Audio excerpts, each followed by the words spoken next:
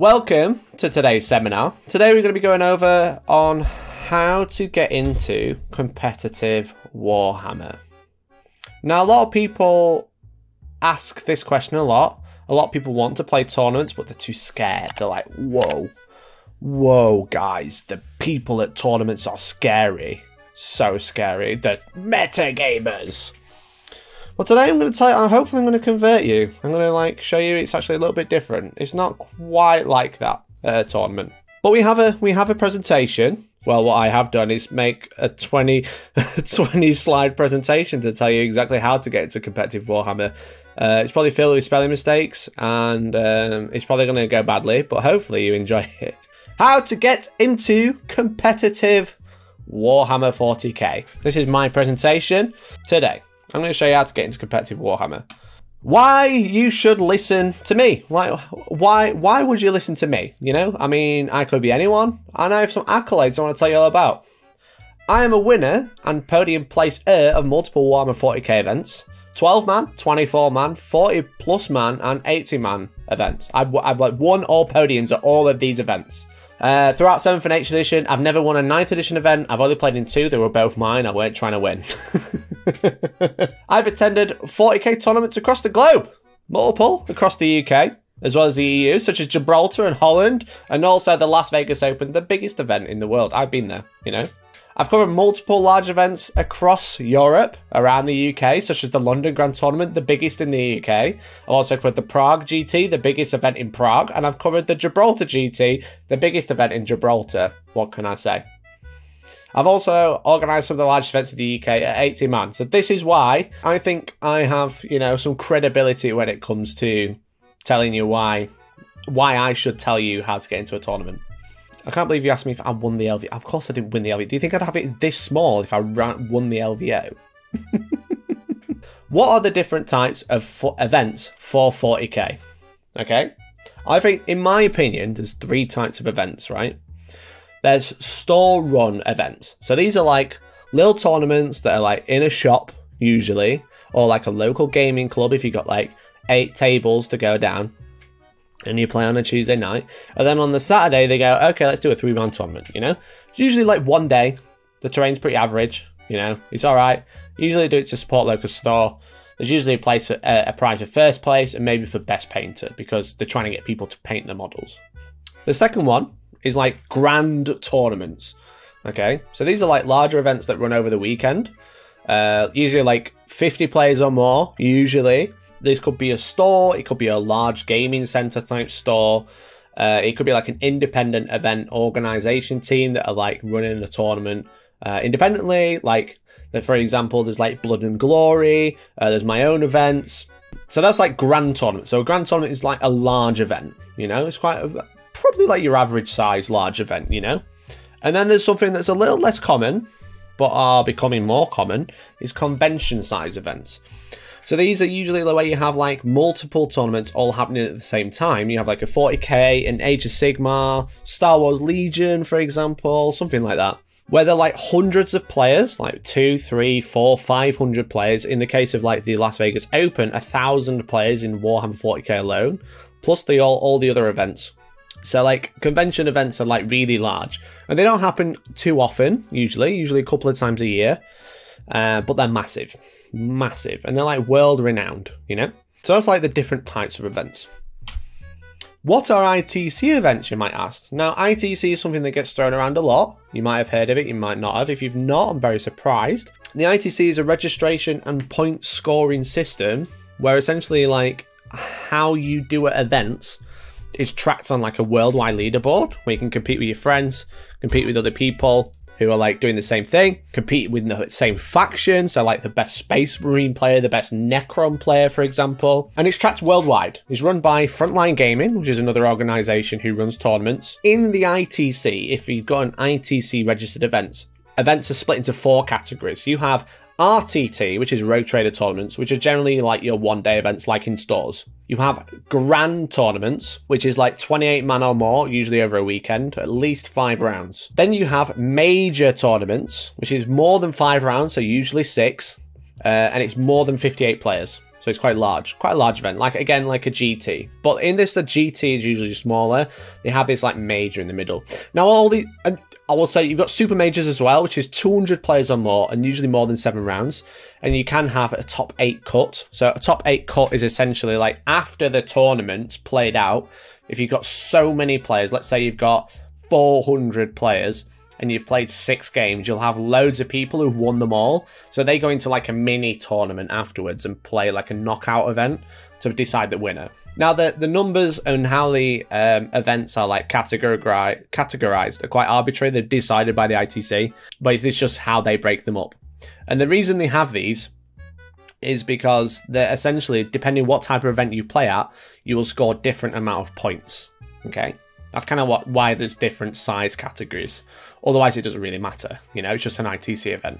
If you've got any questions, by the way, feel free to put your hand up, you know, ask a question, fire away, it's great. What is expected of you at a tournament, okay? What are you supposed to do or supposed to take, also how you're supposed to behave at a tournament, you know? Number 1 is a fully painted army, pretty much at any event. It's kind of like pretty much a standard. Now, RTTs, like small shop events, usually don't like force like fully painted armies. But it's like very common at larger events, especially weekend events. I'd be very surprised if you played a weekend event that didn't have some sort of painting restriction. Now this could be like 3 colours minimum, you know? It could be at least 1 colour sometimes. But most of the time it's like fully painted. And fully painted is just having every bit of your model painted, you know?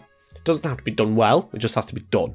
The second thing that you're expected to have is like a good understanding of the rules of the game. So like, you should know how the game functions, you know? This is like what people throw around as like a social contract. Like, you should understand when you go to a tournament, like how the game functions. Like, models move in the movement phase, models shoot in the shooting phase, you know, kind of how those interactions work. That's kind of like very basic stuff. If you don't know this, you probably shouldn't go to like an organized event unless it's a beginner's event, okay? You should also have a very good understanding of your own army, so you should understand how your army interacts with the game, you know? If you've got your army has special rules, you should kind of know what they do and how they function. For example, if you're Death Guard, you should understand that Disgusting Resilient reduces damage by 1, and that's on your infantry pretty much. You should understand that Necrons get reanimation. You should understand Space Marines get Doctrine, stuff like that. Stuff that's very like basic to that army, but you should understand it quite clearly. And you should know. You know, you shouldn't have to check the book for a lot of these things. Now, you probably won't know every single rule that your army does. You probably have to check a profile of a weapon now and then. But you should have a good understanding where you don't have to check everything. You should also have access to a physical or digital version of your army rules and the game rules and army lists and rules pack. So like army rules being like your codex, you should have a codex with you if you're running that army. Or you should have a digital version of that codex, or you should have like at least a printout of like the rules if you don't have them. You should have like the access to the core rules as well, so in case you need to like reference them at all. You should have your army list available, so what actual army you're bringing. And you should have access to the rules pack, because this will have stuff like timetables, missions, general rules of what this tournament is using. You know, that's kind of like one of the basic things it'll have. You should have an idea what the secondaries work and don't work for your army. Now, you choose these before the game starts anyway, but like, you should know that like, you know, bring it down is kill vehicles. And if you've got loads of vehicles, maybe that's a really good one against you. You should know, like, if you've got like Titans, you should know that Titan Slayer is really bad for you. So if your opponent says what secondary is going to take, you can be like, well, you got Titan Slayer. You should also know if you've got like a really like MSU type army, engaging all fronts is going to be good. You should know like roughly like, you should have a good idea about the secondaries and how the games and the missions work. You should also make sure you take your army, your dice, your tape measure, your objectives, and probably your phone. Your phone is pretty much required at most events these days. Without a phone, you're kind of like, not screwed, but it's not good, you know? It's not good.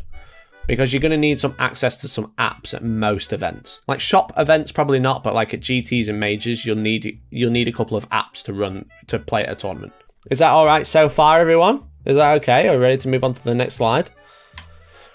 What you should expect from a tournament. Now I've said what you should be, what is expected of you when you go to an event. Now what should you expect in return for traveling all that way, buying a ticket, turning up with your army?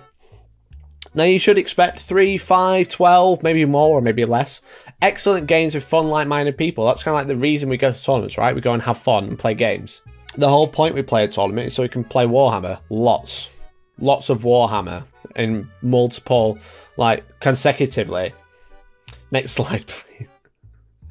Look. Listen. This has at least got a theme, okay? This is a seminar. This isn't a video, it's a seminar. It's a recording, okay? Don't sit there and call me all specs tactics. Look, this is original content. This has never been done before. I have colour on my slideshow, right? It's not just white. I could have just done it white if I wanted to, but now I've got little cool icons. It's got a gradient. It's got like a texture. Funny side story. I actually know the guy from All Specs Tactics personally, and he's been on the channel before because he lives in the same city as me. So there you go. Enjoy that bit of information. What you can expect at a tournament is to be able to play with like a super strong list or super strong combos and doing all the janky stuff. You should be able to like play with like a super strong army without feeling like you're a dickhead, even if you are a dickhead for running Drakari. Because the reason you go to a tournament is like to hone your skills and become better, and obviously a lot of people want to do well. They don't want to do well negatively, but they do want to do well. That's the whole point. Games and breaks should happen on time as per the rules pack. Now, essentially you'll have a timetable for the event. Games have a time limit. That's what they're, you know, you have like 3 hours, 2 hours 45, whatever. Maybe it's shorter if you're playing a smaller event. But they should happen on time. This is kind of like what should be expected. If it doesn't happen on time, your TO's not being very good. You should also expect excellent tables and terrain to play on. Now, if you're going to play in a local gaming club, you can probably expect what your local gaming club has. If you're going to play in a shop, you should probably expect what your shop has. But if you're going to play a large event, you should expect like pretty good tables. Whether this is standardized terrain, which I made a video about the other day, or just like general terrain, looking good, very functional, works for your army, you know? You should also expect achy feet and a bunch of new buddies because you've been playing with like, you've been hanging around with some randomers for like, you know, 3 hours on trot, playing games, having a good time, hopefully. That's kind of like why we all do this. So you should have some new friends. Look, we can do this. We can all be friendly and hug each other, but not yet, when it's safe. Maybe, if you're lucky, you can win some prizes. Because there are prizes. It is a tournament at the end of the day. There's a winner, there's a loser, there's people in the middle, you know? That's kind of like, that's the whole point. So, first off, you have to choose an event. And this is kind of like the things that you have to like think about when you are choosing an event. I wouldn't buy a ticket to a tournament that doesn't have a rules pack unless it has a previous event or rules pack from a previous event that kind of like lays out roughly what it's going to be. Because they don't change too much. So you should find one nearby or one with friends attending too. So like nearby so you don't have to travel far. And then or one that has like friends coming to the tournament so you can kind of like go together. It's a much more fun experience when you got friends there, you know? Like I've been to tournaments where I've gone with no one and just met people. I'm quite a personable person, so I find that quite easy. Whereas some people might not be quite personable. They'll be all right with someone in the game, you know, but then afterwards they might not be very comfortable to go talk to this person or whatever, you know. People come from all sorts of backgrounds. People are socially awkward or completely not socially awkward. Or they're very good at pretending they're not socially awkward like me. So like, I recommend going one with a friend. Or at least going one nearby so you don't have to like find something to do in the evening and then feel like you've got nothing to do or whatever. Because a lot of time people travel for tournaments and they'll like stay over and they like go out for meals and stuff like that. And if you're a bit of an awkward person and you're going on your own, I probably wouldn't recommend it too much unless you're really going to try and jump into these circles. If that's not really your bag, I probably wouldn't go too far. Can't you just go to one in a faraway city and latch onto people in a somewhat uncomfortable manner as the people don't think they can ask you to leave because they've forgotten your name? I mean, yes. But that's kind of like that social interaction thing we spoke about. Once you've chosen an event, you should read the rules pack. And I know, the most boring bit, reading. I know, I hate reading too. It is terrible, you know? But you do have to do it, okay? It's one of those things. We just have to read the rules pack so we know what's going on. Because if you don't know what's going on, you're going to get something wrong. That's the problem. And we don't want to get anything wrong. We want to go to an event and have fun, and the people who are organising it want to go to that event and not have an issue, you know? We'll read the rules pack, okay? Is that alright? Is everyone going to read the rules pack? Okay. We'll have a look if there's any army restrictions. Now, it might be just the points, probably going to be 2,000 points if it's a normal tournament, you know? It might be 1,000 points. It might be 1,500 points. There might be some other restrictions, such as no super heavies, because that used to be, I mean, these two restrictions on the end are quite old.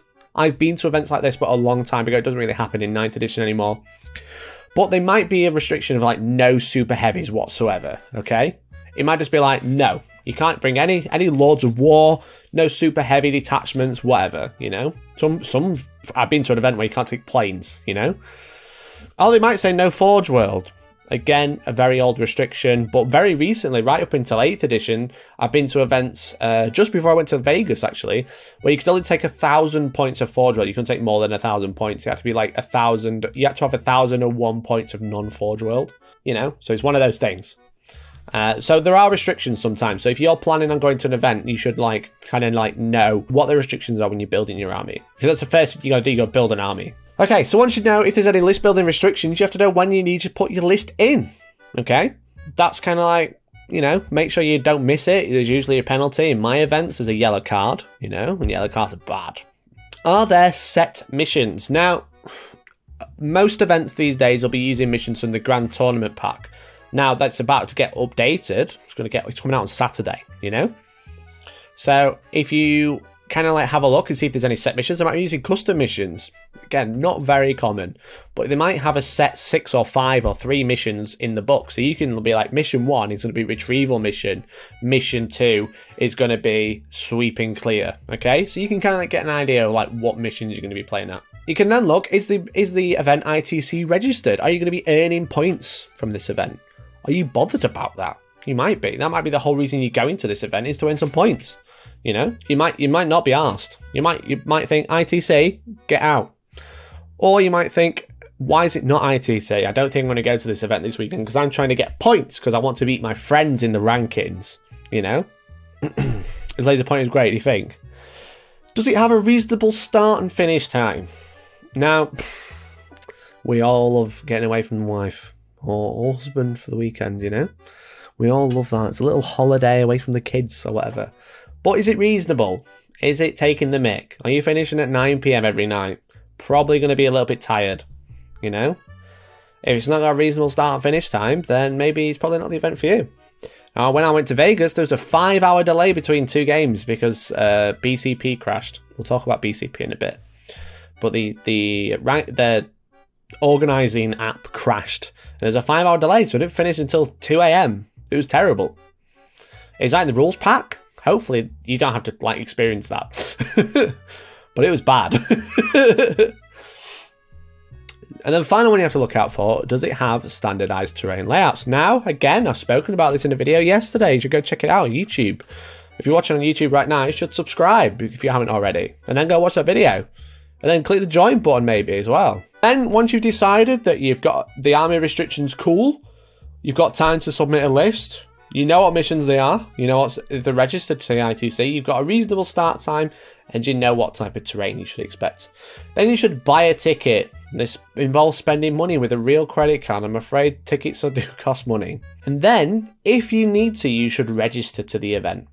Now, not every event will need registry, but a lot of the big events will need registering. This will be via Best Coast Pairings, more than likely. Again, we'll go over Best Coast Pairings in a little bit. But most events will have an app on your phone. It's called Best Coast Pairings or something similar. You'll have to register the event. Now you have to prepare for the event, okay? You have to prepare. You have to like write a list, okay? Then you have to learn the list. You have to learn about all the interactions. Now, we're not going to go too much over like how to write a list because like that's like a whole other seminar, you know? You have to learn an army list. You have to learn how it interacts with each other. You have to learn what works, what doesn't, what it's good at, what it's weak at, you know? What all your units do. Then you have to practice the army list, okay? Once you've practiced the army list, you have to practice the army list, okay? This is very important.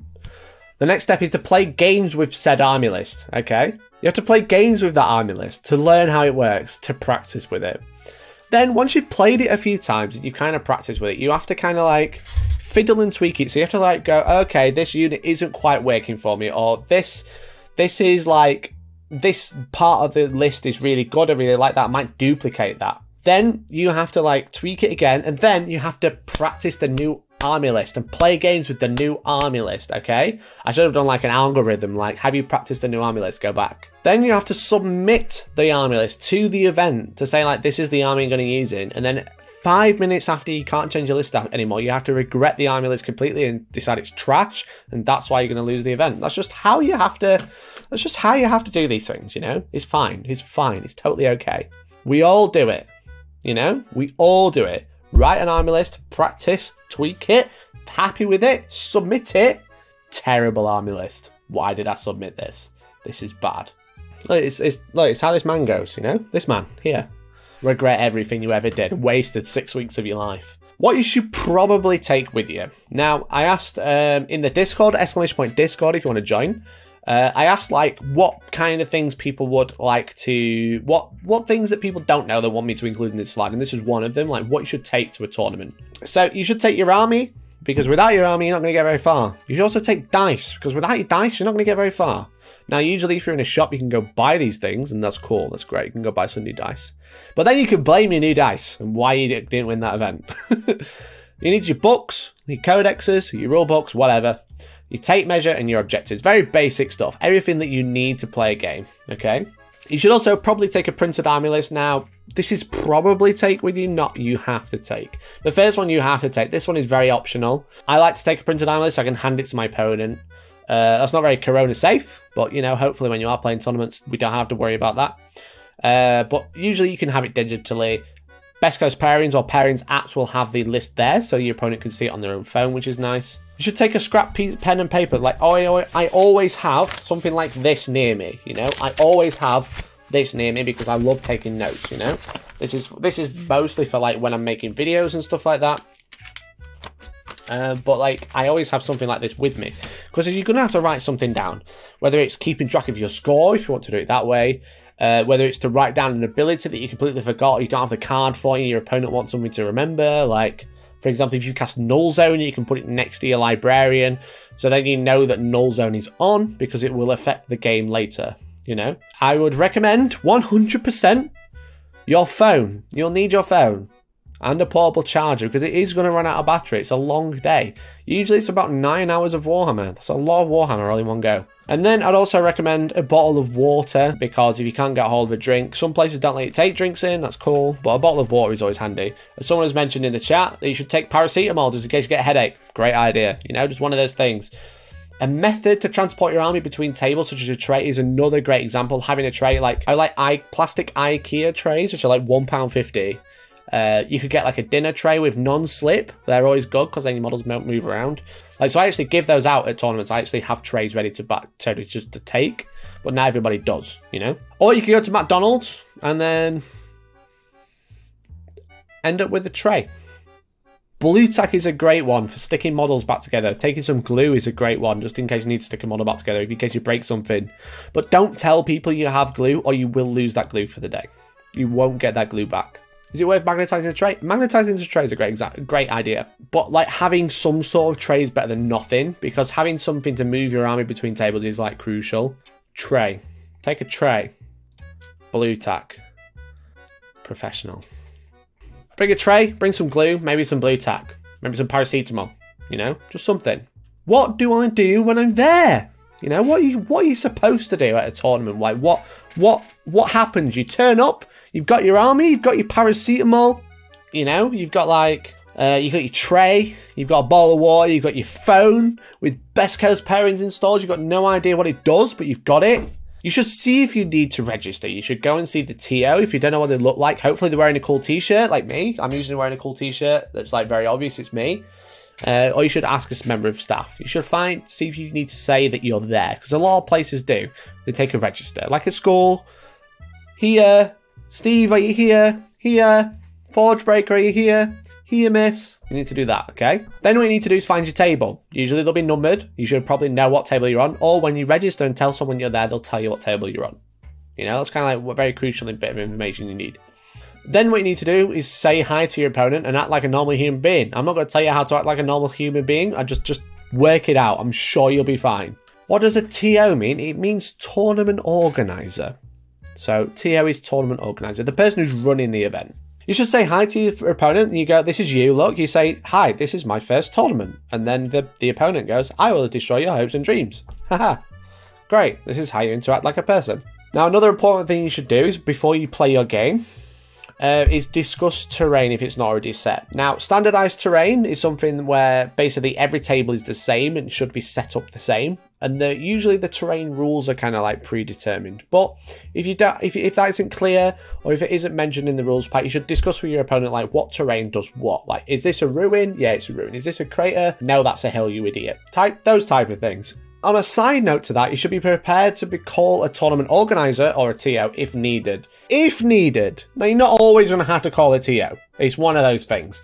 If you've got someone who's being a bit of a, one of them, then you can always ask them. If you can't resolve something because you say it's a crater, he says it's a hill, or they say it's a hill, my apologies. If you say it's a crater and they say it's a hill, but you're pretty determined it's a crater, you can call a TO and be like, look, we can't work this out between us. Let's get someone who runs this event to like clarify that for us. Now, you shouldn't always have to call a tournament organizer when you've got any issue, but a lot of it you can work out between yourselves, but they are there to do that. That's what their job is, to make sure everyone's kind of playing the same game and everything's fair, And then what you should do is play Warhammer. You know how to do that. If you're watching this seminar, you are currently 40 minutes in, you probably know how to play Warhammer. I'm not going to explain that. And then you have to have fun. I know, tough. This is all you have to do. This is your job for the day. So things you have to be mindful of, like be aware of at these events, is that you're probably going to lose games. You're going to lose lots of games. You're going to be playing people you've never met before. You're going to be playing armies that you've never played against before. You're going to get caught out by some things, and this is okay. The point of a tournament isn't to go and win. Usually, once you get good and you've played a few, you can go and win. But your first events is to go and learn the game. It's to expand your knowledge of Warhammer, to play more fun games and meet new people and have a good time. That's kind of like why we do this. It's why there's so many tournaments and why they're so successful. Not everyone there is there to win. Only like the top 10%. And I should say that people who want to go and win, that is totally cool. And it isn't like people who generally want to win are usually also really nice. So don't worry. But like maybe the 10% of the players want to go and win that tournament. Whereas most people are there just because they can like cram in like 3 games in one day and smash some Warhammer, That's just what I want to do. It's okay to not know every army interaction out there. If someone's got a rule with like +1 to charge and you didn't know, it's okay to ask your opponent and be like, why are you getting this +1 to charge, Oh, it's because I'm evil sons, and orcs get that when they're evil sons. I'm like, oh, cool, that's great, love that. You won't know every single interaction, that's okay. This is all about the learning experience of playing different armies, Think about when your mate picks up a new army and they're very excited to play it, but you got no idea what it does because you've never played against it before. Think about that, but 5 times in a weekend, or 3 times in one day. You're there to like play games. That's the main thing. And meet new people. That's why we do it. As I said, people go to tournaments generally just to play loads of games because they play once a week or they play once a month. And they're like, right, okay, I'm going to go out and I'm going to play 5 games. I'm going to play 5 games in 2 days and get my fill of Warhammer for the next week, next month, or next 6 months, Most are probably drinking, especially if there's a bar. That's fine. People might not want to drink. That's also cool. People are just there to have fun. That's the reason we go to tournaments. Hardly anyone is trying to be malicious. If you think someone is being malicious and trying to like cheat or anything like that, then you have to speak to a tournament organizer. Well, not many people are really there to be malicious. It's very much like a misconception where every tournament player is a win at all cost type of person. And they're not really like win at all cost. They're more like people want to go and win, That's kind of like, that's the general bag. They want to go and do well. Not everyone wants to like trip you up and like catch you out, etc. It's just like they just want to go have fun or they want to go win. Kind of like the main rule is like don't interfere with other people's games. At the end of the day, it's a competitive event after all. It's kind of like competition between 2 players to see who is the best. So it's a very much not a good idea to like interfere with other people's games and go like, oh mate, if you do this, you'll actually win. And because if you do that, then that guy will lose. We don't, none of that. That's just what you want to avoid, We don't want to interfere, and you don't want people to interfere with your games either. You don't want someone over your shoulder, like second guessing everything you're doing.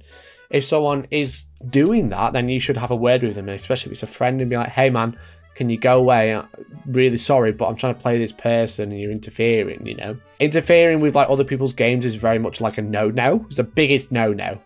You know, it happens all the time because people are excited. They want their friends to do well, but you should just, no. You know, just don't mess around with other people's games, basically. And the final one is intent is pretty common. And this is like the definition in like how intent should be declared. And by what I mean by intent is kind of like, hey, I've got this Screamer of Zinch, and I've got this other thing. And before I move, I'm like 20 inches away, but this guy moves 14. So if I move 14, okay, he's 6 inches away. So when it comes to the charge phase, it's 6-inch charge. Is that okay? And the other guy will go, that makes mathematical sense. Yes. And then a third party will be like, yes, I saw that. So then when it comes to the charge phase, you go, well, I've got a 6-inch charge. And the other guy is kind of like, yes, you declared that you had a 6-inch charge in the movement phase. So that wouldn't have changed now.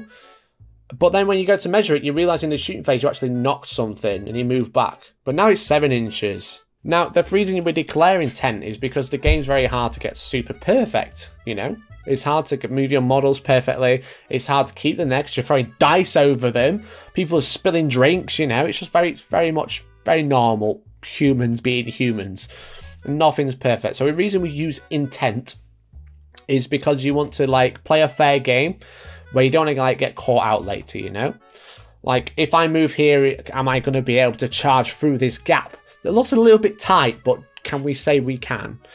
And you don't do it to like get around the rules, but it's kind of like to say that if I do this, can I do this? Because I don't want to go and do this and then be penalised for it. Because if I am going to get penalised, I'm going to do something else, you know? So like this gap is 6 inches. Your base is just under 6 inches. Can we charge through? Yeah, of course you can. All right, so charge phase. I'm going to charge through that gap. No, you can't. You don't fit. And that's like the reason we use intent, you know? It's to kind of say like, look, I'm doing this to do this. Is that okay? Are we going to have an issue later? And then the other person usually say, no, that's cool.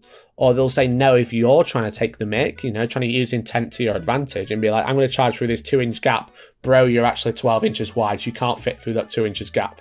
So it's kind of like just used to like try and play a fair game so you don't get caught out later, you know? So that's what it's pretty common. Usually you'll just kind of like discuss it at the time, but you shouldn't abuse it. So we've got some tournament apps. So these are probably the most common apps that I've seen in and around the tournament scene. So tournament apps. So the most common one these days, in my opinion, is Best Coast Pairings. It's got this cool little pirate hat. Best Coast Pairings, you know. So this app is essentially used like a registration system, so you can log in with your phone. So essentially, we have like a roster. So we have a player roster here. So these are all the players. Now this is an event that didn't go ahead, but these are all the players. It says not checked in.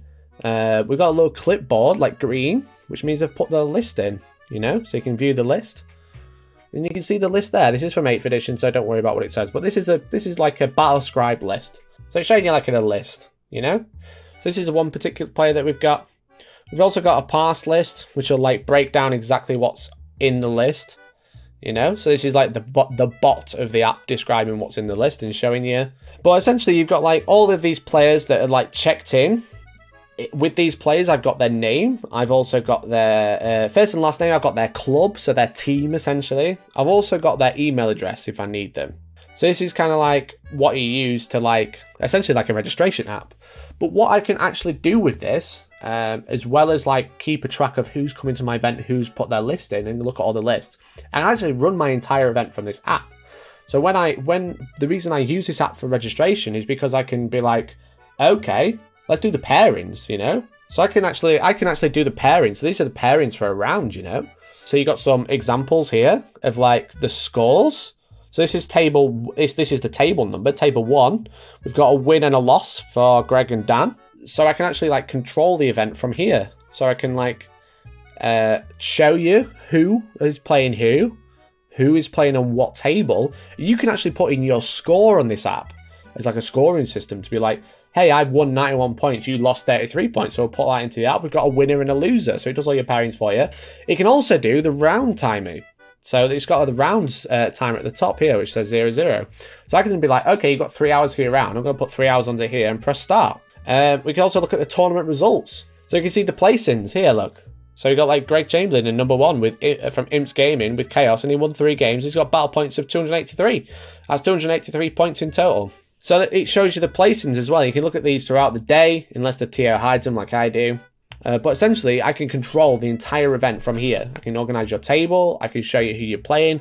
You can look at the list that each person is playing, or who you're playing against. Other people can see your list. This is kind of like all bells and whistles, you know. It just does everything for you. And then from this, I can also submit the score to the ITC rankings. Again, we'll get onto that in a little bit. Directly from this app, I can send your scores to the ITC rankings so you can get ranked. Now, there's a couple of other apps which are also used, which are very similar.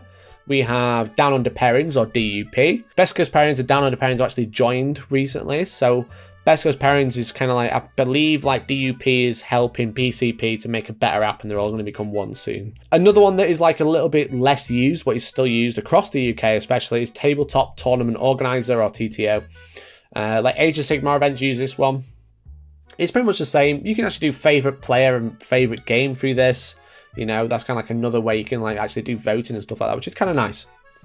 But overall, all the apps are pretty much the same. They're done for score taking, pairings, timers, basically everything you need to run in a tournament, you know. If you're a TO, I recommend using one of these apps because it's much better than doing it on a spreadsheet like you used to do. And doing it all on an app's great. And the thing is, it all comes to your phone, you know. You can submit your list through Best Coast Pairings, which is very standard now.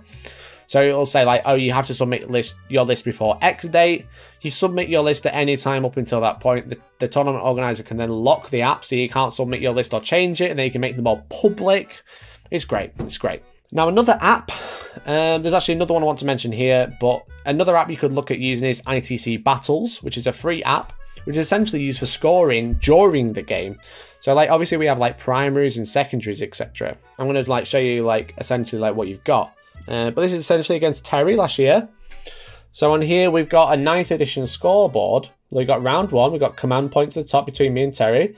We've got all of our secondaries here, and we can actually like flick through the turns. We've got our primary objectives, as you can see. So like I can like, okay, oh, well, you actually held 2 that turn, so you can score 5 points. And then you held more. You can score 15 points. And then you got your secondaries here. You know, you can add and minus and stuff like that. And then you can get the results. So you got like the results, a little score sheet here. So you got like a little score sheet so you can kind of like see what's going on, you know? So it shows you how many points you scored, it's the total. Terry scored 69, nice, and I scored 46. So this is like an optional app which you can use for like scoring the game. If you prefer to use pen and paper, I recommend using pen and paper, you know? Don't feel like pressure to use an app to do scoring of like during the game. I like it, it's kind of nice. I usually get my opponent to do it at the same time, we can compare. But like pen and paper works, but really you don't need this. You really only need the organization app if they are using one. Another one which I haven't mentioned here is dice rolling apps. If you've got like orcs or like aggressors or something that shoots ridiculously, then like dice rolling apps are also really good. A lot of people only like the Games Workshop one, which is fair enough because dice apps can be hacked, but it's kind of like very much an optional. You don't need it, you know? And then a chess clock app. Now, I'll show you my chess clock app. It's a free app on my iPhone, but you can get an app for a chess clock. And we're going to talk about chess clocks next. Look at that. Lead into it perfectly. Hell yeah. So a chess clock is kind of like, it's not standard. Not every game has a chess clock. But most events might enforce a chess clock if people are known to slow play. So by slow play, I mean force a game to time out on purpose, because they get an advantage because they can score points early and end the game early, so the other person doesn't have enough time to play their game, meaning they don't get to score a lot of points, so you'll win automatically because at like the end of turn 2, you've scored more points because you got early game objectives, they got late game objectives, but they haven't been able to play their full game, but you've won back on purpose, you know? That's like kind of like what slow play, and this is the reason chess clocks come out. So what a chess clock does, it kind of like, a chess clock is kind of like to split the time equally between the players. So if you've got 2.5 hours, You get an hour and 15 each to play your army, you know? The general rules for Chess Clock is that each player is responsible for their own time. It's a player's right, but not their obligation to make sure that time is being handled properly. So essentially, you've got to make sure that you look after your own time. It's not your opponent's responsibility to look after your time. It's their responsibility to look after their own time, you know? Once the clock started, you can't pause it. You aren't allowed that. It's against the rules. Only a judge may pause the clock, you know? So like when you're like moving your army, you'll be using your own time. If you've got a rules question, you'll be using your own time. If you're doing anything, any like saves or anything like that, then it's all in your time and vice versa for your opponent. So if a player runs out of time, if they run out of their half of their time, they can't do anything else for that game. They can make saving throws, they can take leadership tests, and they can score points. If they're on an objective, they'll score those points. If they've got while we stand, we fight, and a unit's still alive at the end of the game, they'll score those points as well. They just can't do any other interactions. They can't move, they can't shoot, and they can't fight. They're just there. You know, and this doesn't happen very often when you're on a chess clock, but it does kind of like keep you in check and be like, okay, if I'm trying to slow play someone, I'm going to run out of my time and they're going to have an hour to play their game and I just have to sit here and take it, you know? And being like out-timed is kind of like a big feels bad, but it doesn't really happen unless you're trying to do it, you know, or you're just generally slow. If you're too slow to play your army in like an hour and a half, then maybe you need to change your army or learn your rules better or just move faster, just function faster. Sometimes that's okay.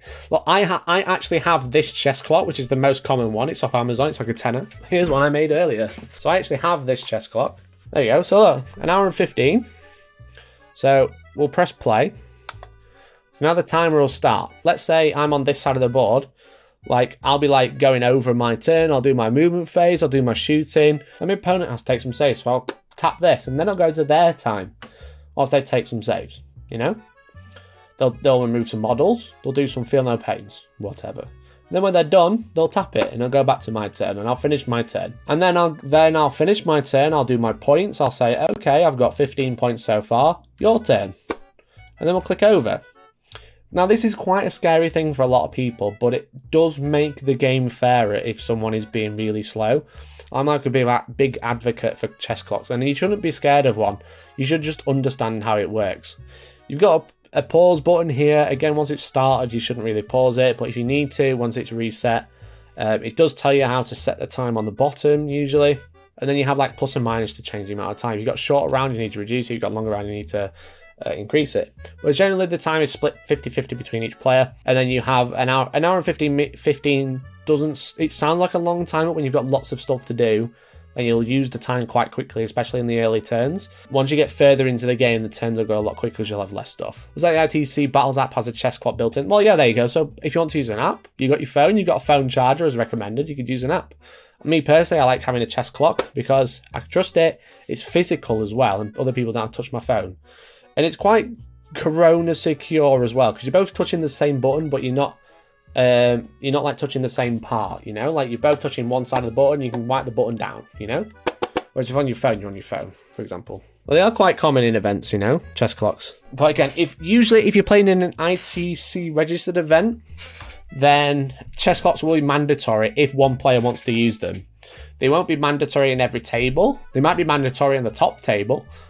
If you're doing well, you might have to use a chess clock, but most of the time, you won't have to use one unless you want to, or your opponent does. If you're playing like a really hoardy army, like 120 orc boys, then maybe someone might use a chess clock because you've got loads of models to move and they want to make sure they get a fair game, you know? So that's chess clocks. We're actually coming towards the end of the seminar, everyone. ITC rankings now. So we talked about ITC registered events. We've talked about why you might want to use them, but how do they work? How do they work, you might ask? Well, let me tell you. The ranking system is based off of World Series of Poker. So it's basically that works the same way. But it's slightly modified for Warhammer, obviously. But usually, if you've got a big number, you're the winner, you know? So, essentially when you attend an event, you can score points depending how well you do. The higher the points, the better you did. The lower the points, the worse you did. And there's kind of like some arbitrary things that kind of like calculate how many points you're going to score in an event. And we'll go over the ITC battles as well because it shows you that as well. Essentially, the points are decided by the placing, so where you ranked in the event. It's also then, it has some sort of mystical multiplication that no one really understands. How many games did you play? So if you came first, did you play 3 games? Did you play 5 games? If you play more games, generally you score more points. Also, the amount of players. So the amount of players that are actually at the tournament, how many did you best? You know, if you're first and there's 5 players, you might get like 60 points. But if you came first and there's like a 300 or 500, you might get like a couple of 100 points, you know. But all of these added together equal like a score from an event.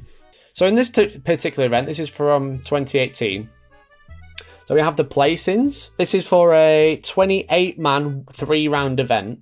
As you can see, the placings, if you look underneath the big number, you've got a little tiny number. For example, Rob Edwards at first gets 187.15. This is how many points he scored for that event for becoming first. Whereas if you look at last place for Julian Bradley, he came 28th, he gained 40.46 points. So because Rob won that event, his placing was a lot higher than Julian's, then he scored more points. He scored 180 points compared to the 40, you know? So that's kind of like how the points are worked out. That's like roughly how they work. Higher on the placing, more points than everyone else.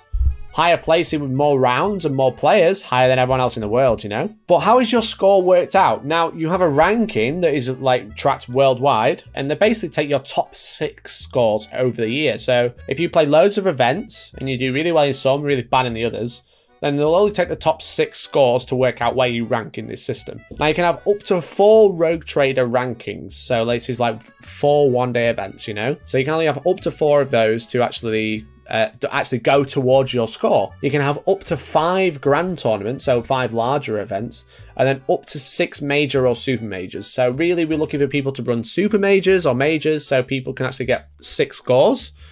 But you can't score like, you can't do like really well like smashing little tiny events. You can get 4 scores in that, but you can't get 6 scores. So you're gonna have to play some bigger events to get like a true ranking. I think they should say they only to get more than 5 scores. You need to go to 1 major. So 1 major at minimum, and then as many essentially maximum 4 Rogue Trader tournaments. But you're looking, you want to go for majors if you want to like do super well. But you can also just, this is for like world rankings or like rankings in your country. If you're just ranking in that one event, you've already got a ranking system, you know, first or second. The ITC is free to enter. You have to pay to go to a tournament, but it's like free to like become part of the ranking system. It's free to register an event to be part of the ranking system.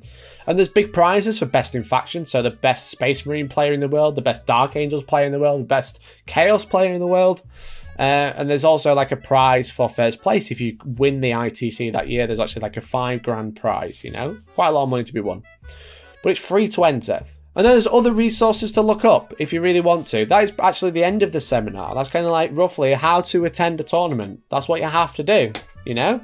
You have to buy a ticket, go to a tournament with an army that you've practiced, take a trade, take some glue, take some blue tack, be a human, play some Warhammer, have fun. You have to be mindful of things.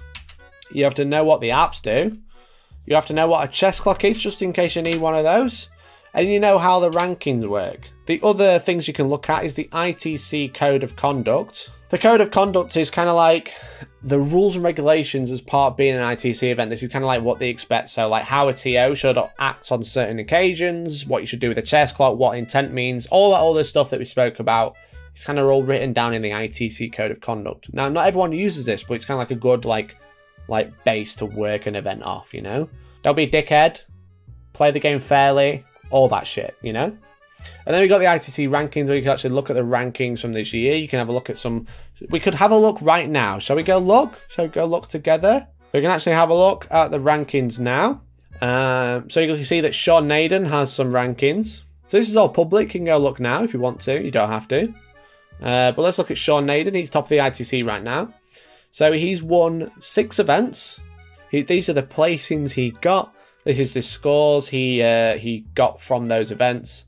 You can see he's been playing Eldar, and these are the teams he's been playing on. You can actually do team rankings as well. You can see what this team has been doing. You can see all these points. So he's done a very similar way for the team in particular.